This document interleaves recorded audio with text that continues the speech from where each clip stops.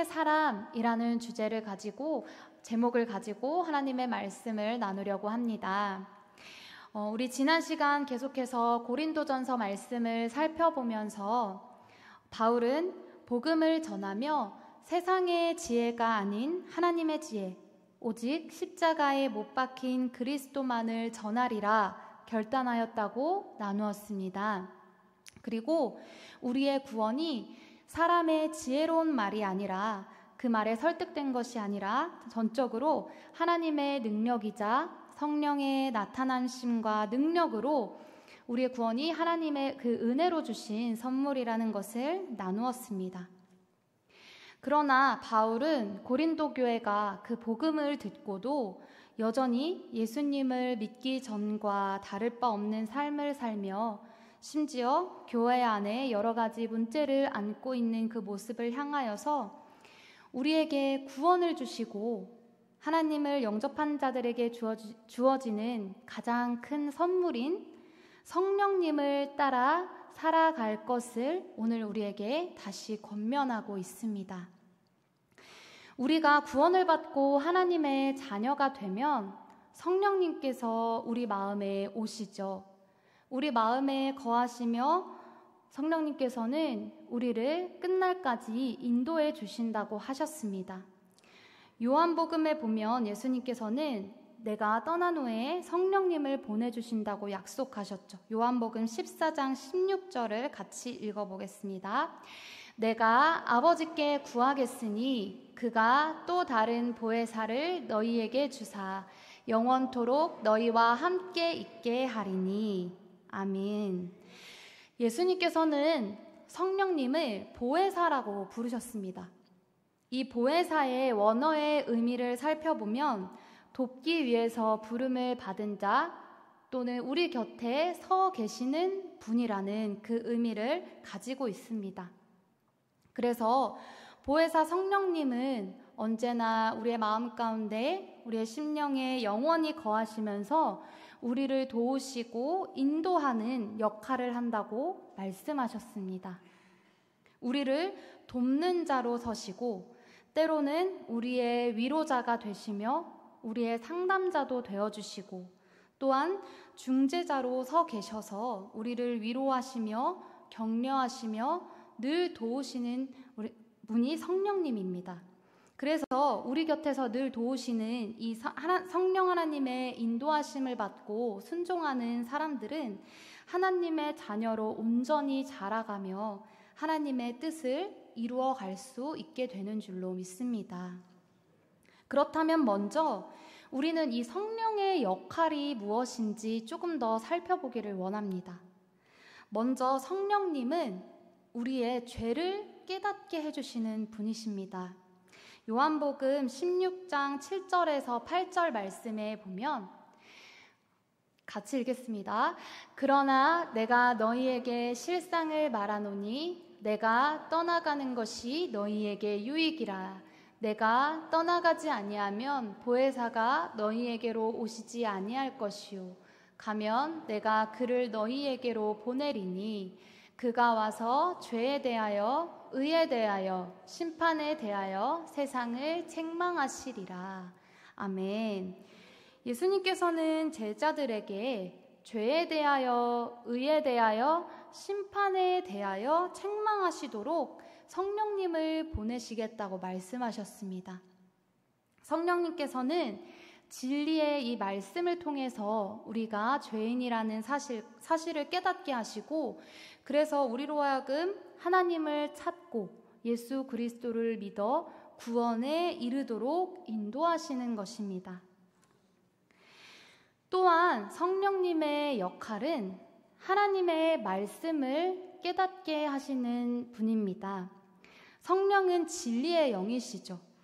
디모데후서 3장 16절 말씀에 보면 모든 성경은 하나님의 감동으로 되어 있다고 말씀하셨습니다. 그러므로 우리 안에 계신 성령님께 우리가 하나님의 말씀을 읽고 또 듣고 묵상할 때 성령님께 그 말씀을 깨닫게 하시고 잘 깨닫고 분별할 수 있게 해달라고 우리가 기도하면서 말씀을 말씀을 읽는 것이죠. 그럴 때 성령님께서 그 말씀을 깨닫게 하시고 이해하게 하시고 또 해석할 수 있도록 우리를 도와주시는 것입니다.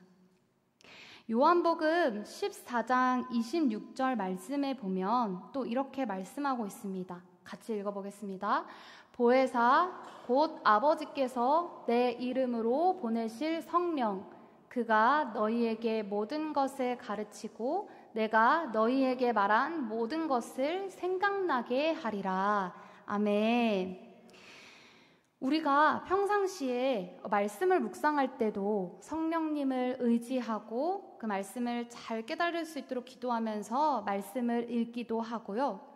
또한 우리가 평상시에 이렇게 말씀을 가까이 하면서 그 말씀을 암송하게 되면 그 말씀이 내 안에 이렇게 쌓이다 보면 때로는 잊어버릴지라도 우리가 만나는 여러 가지 삶의 문제와 그 어려운 상황들을 만날 때 그 필요한 말씀들이 생각나고 떠오르게 하실 때가 있습니다.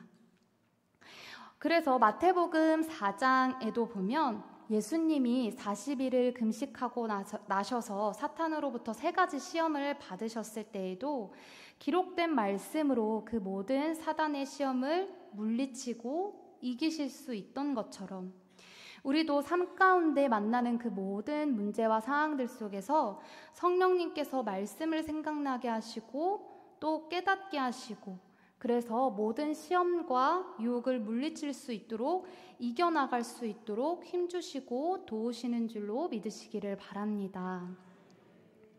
마지막으로 성령님은 또한 우리가 성령의 능력으로 복음을 담대히 전하고 또 우리 삶에 열매 맺는 성령의 열매 맺는 삶에 살게 하시는 줄로 믿습니다.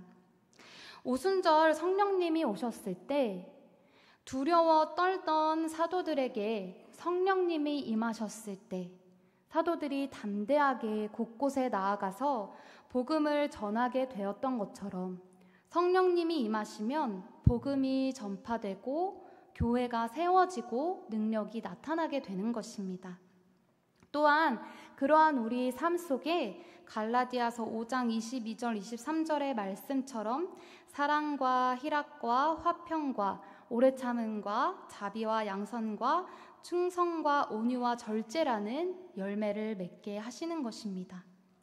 육체의 욕심을 이기고 성령을 따라 행하는 사람들은 이러한 성령의 열매를 맺어가게 되고 또한 우리의 삶이 변화될 줄로 믿습니다. 예수님을 영접하고 성령님이 우리 안에 오셔서 함께 하시면 우리는 성령의 사람이 된다고 말씀을 나누었습니다. 성령의 사람에게 주시는 2가지 특징을 통해서 우리가 성령의 사람으로 그러면 어떻게 살아가야 하는지를 계속해서 살펴보기를 원합니다. 먼저 성령님께서는 성령의 사람들에게 하나님의 뜻을 깨달아 알게 하시고 분별할 수 있게 하신다고 말씀하셨습니다. 우리 고린도전서 1장 10절 말씀을 같이 읽겠습니다.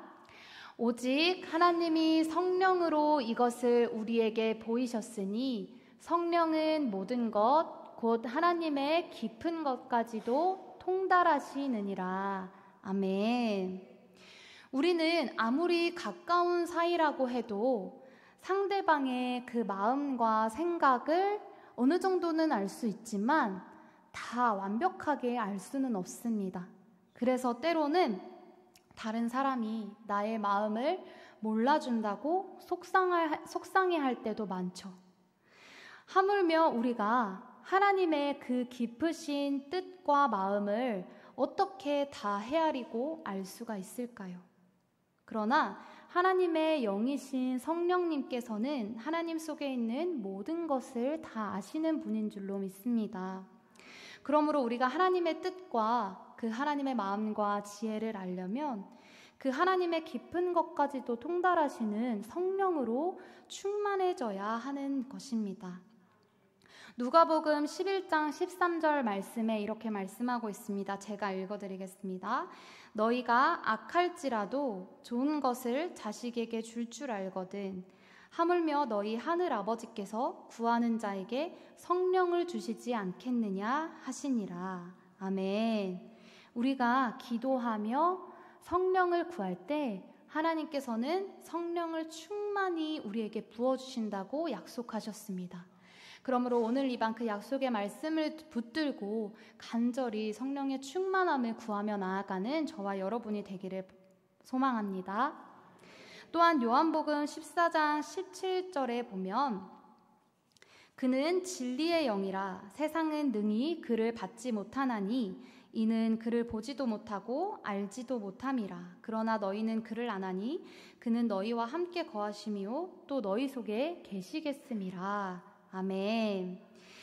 진리의 영이신 성령님께서 우리에게 알게 하시고 분별하게 하시는 가장 중요한 것은 많은 것이 있지만 가장 중요한 것은 바로 예수 그리스도에 대한 말씀입니다. 우리가 이 세상에 많은 지혜와 지식을 가지고 있는 사람이라고 할지라도 예수님의 그 십자가의 진리를 알지 못하고 들어도 믿지 못하는 사람들이 많이 있습니다. 그러나 우리는 그리스도의 그 십자가의 의미를 알고 믿음으로 구원에 이르게 되었으므로 이 진리를 분명히 깨닫고 또 확신 가운데 거하기 위하여서 오늘 우리에게 성령 충만하라고 말씀하고 계신 것입니다. 또한 오늘 본문 14절 말씀에 보면 14절 말씀을 같이 읽어보겠습니다. 육에 속한 사람은 하나님의 성령의 일들을 받지 아니하나니 이는 그것들이 그에게는 어리석게 보임이요 또 그는 그것들을 알 수도 없나니 그러한 일은 영적으로 분별되기 때문이라. 아멘. 육에 속한 사람들은 하나님의 뜻을 따라서 살지 못하고 육신의 소욕을 따라서 살아가게 됩니다. 육신의 정욕과 안목의 정욕과 이생의 자랑에 이끌려서 살아가면서 영적인 일을 이해할 수도 분별할 수도 없습니다. 그러나 성령의 사람은 성령의 깨닫게 하심과 또 성령의 지혜로 살아가기 때문에 성령의 인도하심을 따라 하나님의 뜻을 이루어가는 그러한 삶을 살게 될 수 있는 것입니다. 오늘 말씀을 통해서 우리 자신을 돌아보며 정말 나는 지금 어디에 속해 있는가? 우리가 육에 속해 있는가? 아니면 정말 성령의 인도함을 따라서 살아가고 있는가를 돌아보고 우리 모두가 성령의 인도함을 받는 성령의 사람이 되기로 간절히 결단하는 시간이 되기를 소망합니다. 첫 번째 성령의 사람의 특징은 하나님의 뜻을 분별할 수 있는 그 분별을 갖추게 한다고 하였고, 두 번째로 성령의 사람에게 나타나는 특징은 그리스도의 마음을 갖게 한다는 것입니다. 우리 마지막으로 16절 말씀을 같이 읽어보겠습니다. 누가 주의 마음을 알아서 주를 가르치겠느냐? 그러나 우리가 그리스도의 마음을 가졌느니라. 아멘. 이 세상에 믿지 않는 자들은 가지고 있지 않지만 우리는 가지고 있는 것이 있습니다. 성령님을 마음에 모시고 성령으로 거듭난 사람은 바로 그리스도의 마음을 가지고 있다고 오늘 우리에게 말씀하여 주십니다. 그렇기 때문에 그리스도의 마음을 가지고 살아가는 사람들은 이 세상에 육에 속해 있는 사람들과 같은 마음과 그러한 태도로 살아갈 수 없는 것이라고 우리에게 말씀하고 있습니다. 고린도 교회는 성령 대신 세상적인 지혜와 세상적인 기준을 가지고 그러한 평판에 민감하였고, 그러한 세상의 기준을 따라 그 가치를 따라 서로 판단하고 자랑했습니다. 그러나 믿는 자들은 세상의 기준으로 자신을 판단하는 것이 아니라 오직 내가 예수 그리스도의 마음을 가지고 있는가, 그리고 얼마나 내가 예수 그리스도의 그 마음을 모습을 닮아 있는지를 끊임없이 돌아보며 그것을 기준으로 자신을 판단하고 살펴보아야 할 것입니다. 하나님께서는 이러한 주님의 마음을 가진 자를 오늘도 찾고 계시는 줄로 믿습니다. 그리고 이러한 마음은 오직 성령님을 통해서 닮아갈 수 있는 줄로 믿습니다.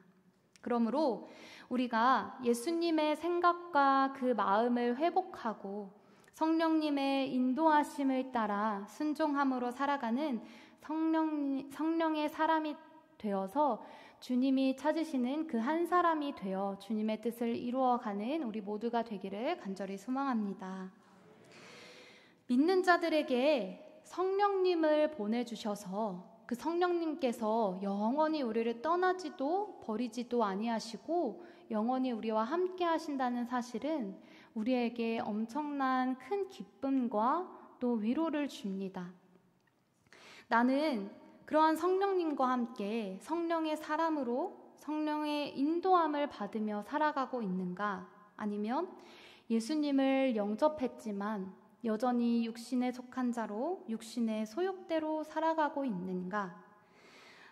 우리가 정말로 성령의 사람으로 살기 위해 그렇다면 내가 버려야 할 그러한 육신을 따라가는 그러한 모습은 어떠한 것인가를 돌아보며 기도하고 간절히 성령님을 따르기로 결단하는 시간이 되기를 바랍니다.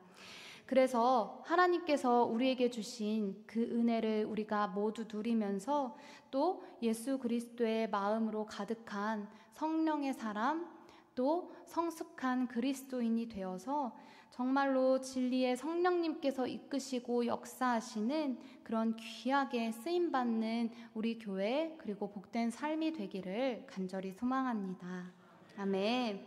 오늘 이곳에 계신 성령님, 우리 결단의 찬양하실 때에 오늘 이곳에 계시는 성령님, 우리 모두를 붙들어 주시옵소서. 그래서 우리가 정말로 성령 충만하기를 원합니다. 성령의 인도함을 받는 성령의 사람이 되기를 원합니다. 간절히 고백하면서 다 함께 찬양 드리겠습니다.